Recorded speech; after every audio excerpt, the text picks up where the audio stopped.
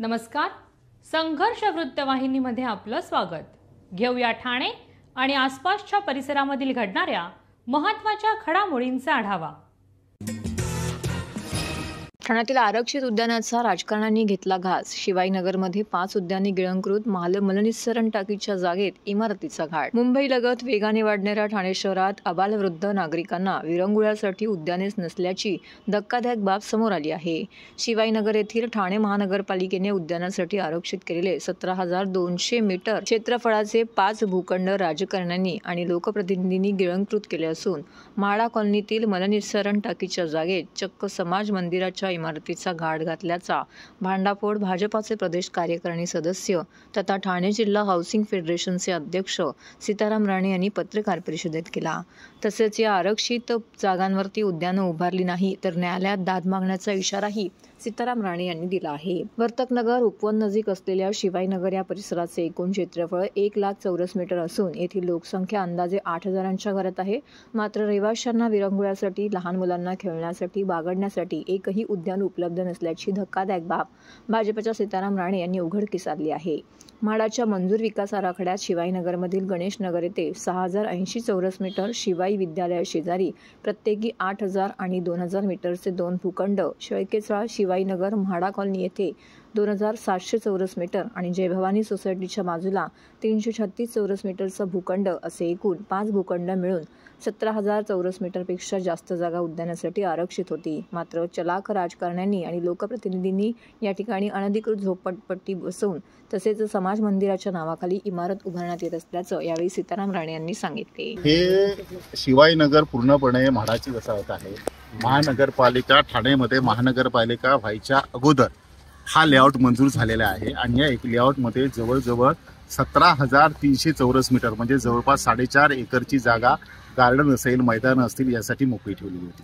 दुर्दैवाने त्यापैकी एक गार्डन आता लोकांसाठी, मुलांसाठी याच्यासाठी शिल्लक नाही. प्रत्येक राजकारण्यांनी, लोकप्रतिनिधींनी त्याचा आपल्या स्वार्थासाठी उपयोग केला आहे. काही ठिकाणी अतिक्रमण झाली, काही ठिकाणी समाज मंदिर हॉलच्या नावावर बिल्डिंग बांधल्या गेल्या, पण त्यांचा लोकांसाठी काही उपयोग झाला नाही. गेले 25-30 वर्ष शिवाजीनगरच्या मुलांसाठी कुठलंही मैदान, ज्येष्ठ नागरिकांसाठी कुठलंही गार्डन, रिझर्वेशन असून सुद्धा या लोकप्रतिनिधी शिल्लक ठेवलेले नाही. सुदैवाने लोकांच्या की ही जी ड्रेनेजची सेप्टिक टँकची जागा आहे ती म्हाडाच्या मालकीची आहे आणि सुरुवातीला महानगरपालिकेची योजना नसल्यामुळे ही म्हाडाची स्वतंत्र सेप्टिक टँकची योजना होती. महानगरपालिकेने ती योजना आखल्यानंतर हे आता बंद स्थितीत गेली 10-15 वर्ष आहे आणि या मोकळ्या जागेवर आता इथल्या लोकप्रतिनिधींचा, आमदारांचा डोळा गेलेला आहे आणि म्हणून त्यांनी आचारसंहिता लागण्याच्या पूर्वी बेकायदेशीरपणे कुठलीही मंजूर न घेता नारळ फोडलेला आहे आणि तो समाज मंदिर नावाची बिल्डिंग बांधण्यासाठी आहे आणि म्हणून इथल्या नागरिकांचा त्यासाठी तीव्र विरोध आहे. तीव्र विरोधासाठी लोकांचा वैयक्तिक स्वार्थ त्याच्यामध्ये काही नाही. तर एवढ्या अख्ख्या शिवाजीनगरमध्ये कुठेही ज्येष्ठांसाठी किंवा लहान मुलांसाठी खेळण्याची जागा, ज्येष्ठांसाठी बसण्याची जागा नाही आणि त्यासाठी ही जागा फक्त ज्येष्ठ नागरिकांसाठी बसण्यासाठी असावी, लहान मुलांसाठी खेळण्यासाठी असावी, एवढंच त्यांचं प्रामाणिक आणि माफक मागणी आहे. दुसरी कुठलीही अवास्तव मागणी नाही आणि यासाठी शिवाजीनगरचे रहिवासी ठाम आहेत. त्यासाठी कुठल्याही प्रकारचे आंदोलन करायची गरज पडली तर ते करतील, कोर्टाचा दरवाजा ठोकावतील. म्हाडाकडे याविषयी आम्ही मागणी करणार आहोत. महानगरपालिका कुठल्याही प्रकारची मंजुरी देऊ नये अशी सुद्धा शिवाजीनगरवासियांच्या वतीने मागणी करणार आहोत. TJSB सौर शक्ती कर्ज, गो ग्रीन, करा वीज बिलावर बचत. आकर्षक व्याजदर, 84 महिने परतफेड कालावधी, 80% लोन, व्यावसायिक आणि उद्योजकांकरता सुद्धा. अधिक माहितीसाठी तुमच्या जवळच्या शाखेला भेट द्या किंवा संपर्क साधा 1800-223-466 आणि 1800-266-3466.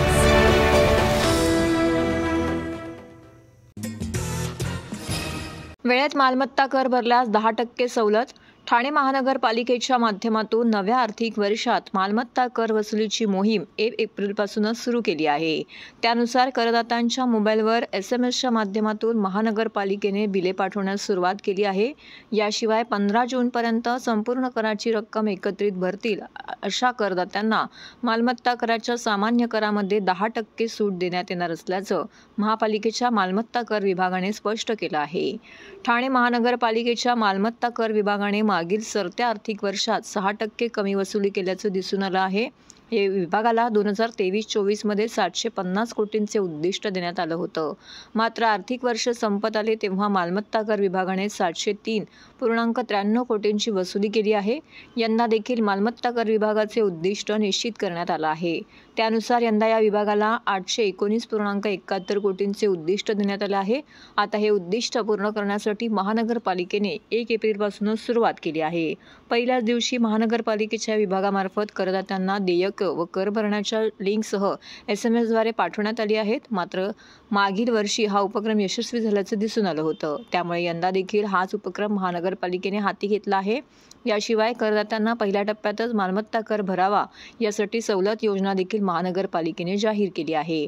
त्यानुसार जे करदाते 2024-25 या आर्थिक वर्षाच्या मालमत्ता कराच्या देयकातील पहिल्या सहामाहीच्या मालमत्ता करासोबत दुसऱ्या सहामाहीचा मालमत्ता कर अशी संपूर्ण कराची रक्कम एक रकमी 15 जून 2024 पर्यंत महानगरपालिकेकडे जमा करतील, अशा करदात्यांना त्यांच्या दुसऱ्या सहामाहीच्या देयकातील सामान्य करामध्ये 10% सवलत देण्यात येणार आहे. त्यानुसार 15 जूनपर्यंत रक्कम भरल्यास 10% सूट दिली जाणार आहे. तर 16 जून ते 30 जून या कालावधीत या रकमेचा भरणा केल्यास 4%, 1 जुलै ते 31 जुलै या कालावधीत भरल्यास 3% आणि 1 ऑगस्ट ते 31 ऑगस्ट या कालावधीत भरल्यास 2% सवलत दिली जाणार असल्याची माहिती महानगरपालिकेच्या मालमत्ता कर विभागाने दिली आहे. एकल वापर प्लास्टिक बंदी मोहिमेत 20,000चा दंड वसूल. महाराष्ट्र प्रदूषण नियंत्रण मंडळ व ठाणे महानगरपालिका प्रदूषण नियंत्रण विभागाने संयुक्तरित्या आज एकल वापर प्लास्टिक बंदीबाबत मोहीम हाती घेतली. या मोहिमेत वर्तकनगर प्रभाग समिती अंतर्गत येणारे शॉपिंग मॉलसह 12 आस्थापनांना दिलेल्या भेटीत 8.5 किलो प्रतिबंधित प्लास्टिक जप्त करून 20,000 रुपयांचा दंड वसूल करण्यात आला आहे. विविध आस्थापनातून 8.5 किलो प्रतिबंधित प्लास्टिक बाऊल, प्लास्टिकचे चमचे, ग्लासेस इत्यादी साहित्य जप्त करण्यात आले. सदरची मोहीम ही सातत्याने सुरू राहणार असून एकल वापर प्लास्टिकचा वापर तसेच साठा करू नये असं आवाहन महानगरपालिकेच्या वतीने करण्यात आलेलं आहे. सर्व नागरिकांना आवाहन करण्यात येत आहे की सध्या डासांमार्फत पसरणाऱ्या डेंग्यू या आजाराचा प्रसार रोखण्यासाठी प्रत्येकाने पुढील प्रमाणे कार्यवाही करावी. डेंग्यू आजार एडिस इजिप्ती हा डास चावल्याने होतो. या डासांची पैदास साचलेल्या किंवा साचवलेल्या स्वच्छ पाण्यामध्ये होते. 8 दिवसांपेक्षा जास्त दिवस पाणी उघडे व साचून राहिल्यास त्यात डास अंडी घालतात. अंड्यांच्या अळ्या तयार होऊन पुढे डास तयार होतात. यासाठी आपल्या घरातील पाणी साठे उदाहरणार्थ बॅरल्स, पिंपे, टाक्या, हौद, रांजणे इत्यादी दर आठवड्याला रिकामे करून घासून पुसून कोरडे करून पुन्हा भरावे. 1 दिवस कोरडा दिवस म्हणून पाळावा. पाणी साठ्यांना घट्ट झाकणे बसवावीत किंवा जुनी साडी, चादर, धोतर यांनी बांधून झाकून ठेवावीत, म्हणजे डास त्यात जाऊन अंडी घालणार नाहीत. घराच्या गच्चीवर, आजूबाजूला, अंगणात कोठेही पाणी साचू देऊ नये. भंगार सामान उघड्यावर टाकू नये. उदाहरणार्थ टायर्स, प्लास्टिक सामान, कुंड्या, टाकाऊ वस्तू इत्यादी. अशा सामानात पावसाचे पाणी साठून त्यात डेंग्यूच्या डासांची पैदास होते. घरातील कूलर्स, फ्रीजच्या पाठीमागील ट्रे हे देखील वेळोवेळी कोरडे करावेत. लक्षात ठेवा, नुसत्या फवारणीने डास घनता कमी होत नाही, तर त्यासाठी डास पैदास ठिकाणे नष्ट करणे ही आपल्या सर्वांची जबाबदारी आहे. कोणताही ताप अंगावर न काढता जवळच्या शासकीय रुग्णालयात मोफत औषधोपचार घ्या. अशा प्रकारे नागरिकांनी सहकार्य केल्यास डेंग्यूचा प्रसार रोखणे सहज शक्य आहे.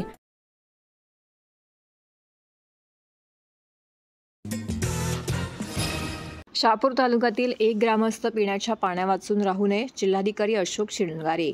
जिल्हा परिषद ठाणे अंतर्गत शहापूर तालुक्यातील पाणी टंचाईबाबत जिल्हाधिकारी अशोक शिंगारे यांच्या अध्यक्षतेखाली व मुख्य कार्यकारी अधिकारी जिल्हा परिषद ठाणे छायादेवी शिसोदे यांच्या उपस्थितीत शहापूर पंचायत समिती सभागृहात पाणी टंचाईबाबत आढावा बैठक आयोजित करण्यात आली होती. यावेळी जिल्हाधिकारी 31 मार्च 2024 रोजीपर्यंत टँकरग्रस्त असलेल्या एकूण 91 गावपाड्याची माहिती घेतली. पुढील महिन्यात पाणी संबंधित येणाऱ्या समस्या त्यावर उपाययोजना करण्यासाठी पुढाकार घ्यावा अशा सूचना दिल्या. तसेच ग्रामीण भागातील ग्रामस्थांच्या जगण्यासाठी पाणी आवश्यक आहे, त्यामुळे कोणताही ग्रामस्थ पाण्यावाचून राहता नये ज्या गावामध्ये पाणी पातळी कमी होऊन पाणी टंचाई आढळून येण्याची शक्यता आहे त्या गावपाड्यासाठी 15 दिवस आधी प्रस्ताव सादर करून 1 दिवस आधीच टँकरने पाणी पुरवठा करण्यात यावा असे सांगितले. गावातील लोकसंख्या, गावातील हातपंप संख्या, विहिरींची संख्या आणि पाण्याच्या इतर पर्याय तपासून पुढील 15 दिवसात शहापूर तालुक्यातील पाणी पुरवठा या संदर्भात नियोजन करण्यात यावे अशा सूचना जिल्हाधिकारी यांनी उपस्थित ग्रामसेवकांना दिल्या आहेत. शहापूर तालुक्यात स्वच्छताचा प्रश्न महत्त्वाचा आहे. कचऱ्याची विल्हेवाट वेळोवेळी लावणं गरजेचं आहे. ओला कचरा व सुका कचरा वेगवेगळा करून विल्हेवाट लावण्यासाठी नियोजन करण्यात यावे. तसेच कचरा उचलला गेल्यानंतर व आधी असे फोटो काढून फोटो संकलन करण्यात आलं पाहिजे. तसेच ग्रामसेवकांनी ज्या ठिकाणी ग्रामस्थ किंवा इतर कोणी कचरा टाकत असेल त्याच्यावर कारवाई करण्यात यावी असं यावेळी मार्गदर्शन करताना मुख्य अधिकारी छायादेवी सिसोदे यांनी सांगितले. तर हे होतं संघर्ष वृत्तवाहिनीचं आजचं बातमीपत्र. उद्या पुन्हा भेटू याच वेळी याच ठिकाणी ताज्या घडामोडींसह. तोपर्यंत नमस्कार.